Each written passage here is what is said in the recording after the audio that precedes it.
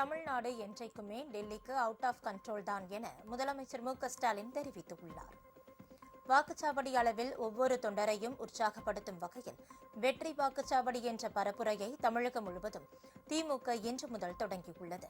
சென்னை ஆழ்வார்பேட்டை 122வது வார்டுக்குட்பட்ட முதல் தெருவில் நடைபெற்ற வாக்குச்சாவடி பரப்புரையில் முதலமைச்சர் மு.க.ஸ்டாலின் பங்கேற்று அங்கிருந்த வாக்குமுகவர்களுடன் கலந்துரையாடினார்.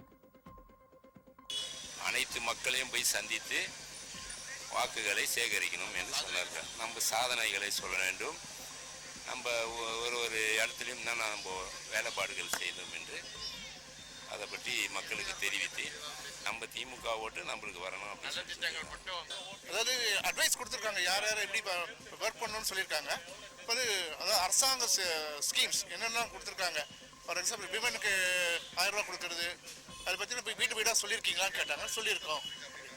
இனிமேலும் ஒவ்வொரு வீடாக கவர் பண்ண சொல்லியிருக்காங்க. அதான் அரசாங்கம் செய்த திட்டங்கள் ஒன்று விடாமல் இப்போ வி ஹேவ் டு எக்ஸ்பிளைன். ஏன்னா அது மாதிரி விடுபட்ட 1000 ரூபா விடுபட்டவங்களுக்கு கூட நீங்கள் கொடுத்துருக்கீங்க, லிஸ்ட் கொடுத்துருக்கீங்களான்னு கேட்டாங்க. கொடுத்துருங்க. ஒரு சொந்த இதற்கு கால்லாம் வந்திருக்கு. அது சிஎம்ஏ எங்களுக்கு வந்து ரொம்ப பிளெஸிங். எங்களுக்கு அவர் ஓட்டு இருக்கிற பாகம் இது. அதனால அந்த பாகம் முகவர் கூட்டத்தில் அந்த அவரே கலந்துக்கிட்டாரு. இது பெரிய அந்த பாகத்தை வேலை செய்கிறவங்களுக்கு பெரிய உற்சாகம் இது. இதை பார்த்து தமிழ்நாட்டில் இருக்கிற எல்லாருக்குமே ஒரு பாகம் முகவர்களுக்கெல்லாம் ஒரு பெரிய புத்துணர்ச்சியாக இருக்காது.